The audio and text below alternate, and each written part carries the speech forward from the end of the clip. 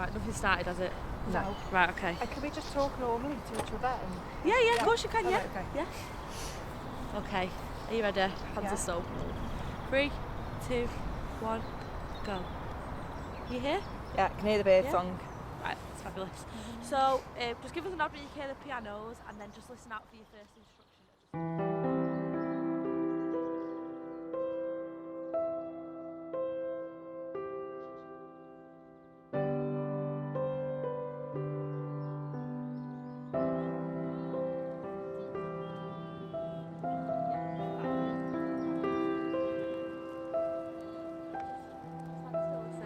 He's just going to introduce you, and then it'll tell you to start walking. It'll give you a count of 3, and then you start walking. You're about to go on a journey with the person standing next to you. Look at them. Have you met them before? Yeah. Smile, because you've both got a lot in common. You've both been through a lot, haven't you? Haven't your lives been turned upside down? Sleep deprivation, anxiety, wind the bobbin up. Wind the bobbin up. Pull. Your journey has started. There's no turning back now. Go back to the beginning. Take a moment to remember how it all started. Think about where it all began. Where you were when you saw those 2 blue lines. As you walk around the park, you're hearing the stories of the people that we interviewed. So we interviewed over 50 parents, men and women, same-sex couples. Whilst parenthood might be an individual experience, it's also something that you share with the community of parents. So I stopped cooking the tea, ran to Home and got a pregnancy kit. Went upstairs, did it. He was still making the chips. Initially, the idea of setting it in a park was because that's where a lot of parents seem to go with their children. Also, we wanted people to feel quite present and quite immersed in their experience, and there's something about walking and listening and you being active within a performance that allows you to have that kind of immersive experience. And it's quite difficult because we got over 20 hours worth of material, and we were making a 40-minute performance, and there was some really beautiful stories, personal stories that you could have just followed really throughout the performance, and that could have been the performance. But I think it was important for us that people would be able to hear their story in it in some way.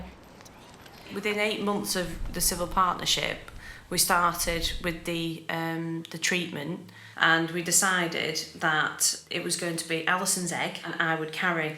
He said, there's the baby. And my wife said, is there just one in there? And he went, nope. And he moved the scan and showed the second twin.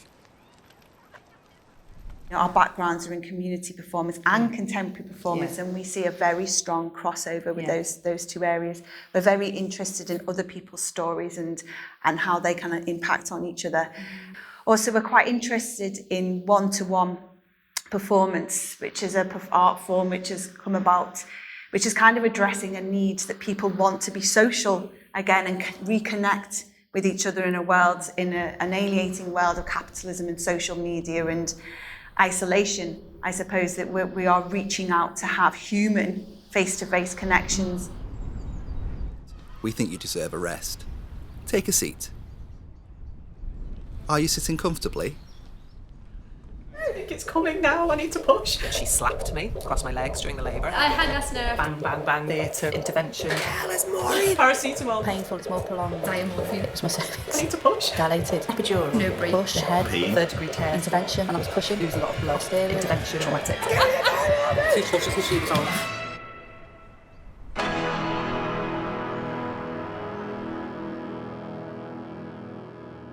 So the performance kind of works on 2 layers. There's an opportunity for you to have your own personal journey whilst you've got the presence of this other person standing next to you, and you kind of know you're on this journey together, and that becomes more apparent as the performance continues when you do start to begin to interact.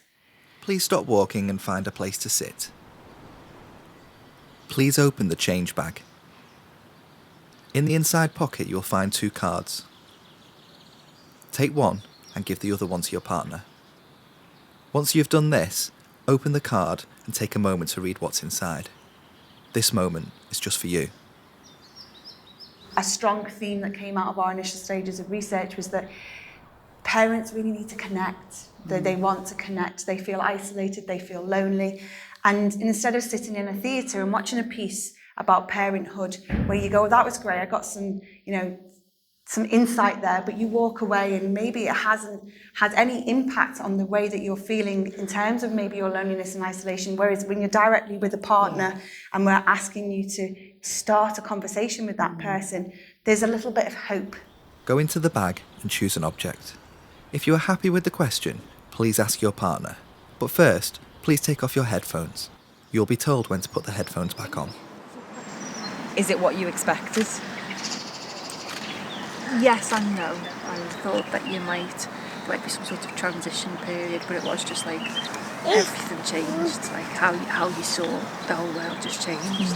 This work is impactful because what it does is it allows those starting conversations for people, and certainly the change or the meaning that they will take away. It might be that they go home and they say, I saw this today and I had this experience. I remember we used to talk about it. Often it's the conversations that we don't hear is where the work will carry on and actually begins to make a difference to those people, and we're content with that.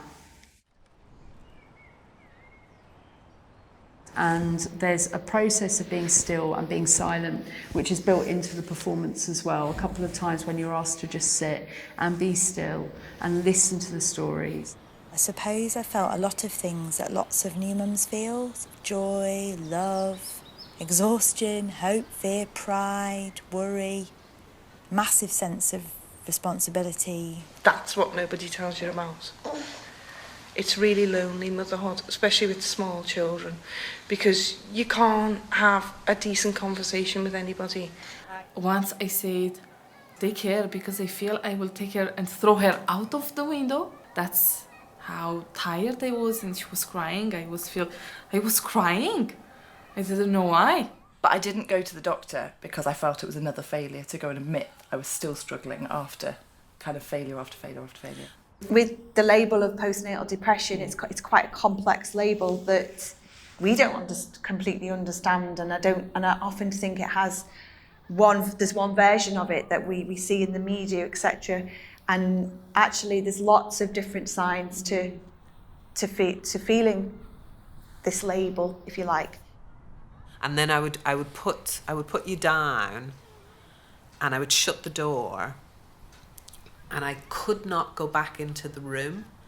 And I didn't know that this was like crazy, I just thought, oh, this is parenthood.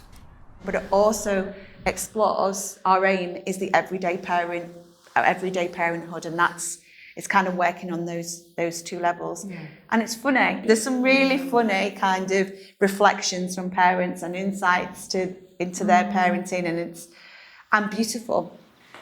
There's just nothing like it.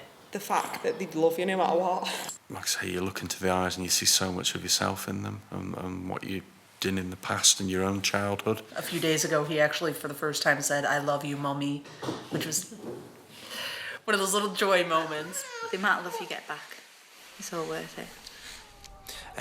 And then once you get them into bed, open the wine, but only after they're in bed, of course.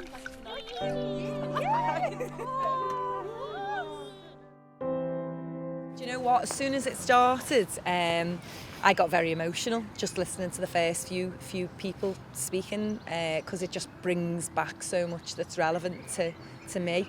Lots of what people said validated how I'd felt and experiences that I'd had. I feel better for having just done it. I feel more normal because it's a shared experience, but we don't always say so honestly what I just heard the contributors say just then. Like the very first introduction when you stood waiting to go on, that was the thing that hit me first, because it reminds you you've been on this journey together. It kind of brought everything back to, like even my question to him was, what are you looking forward to? I don't think we've asked him that ever.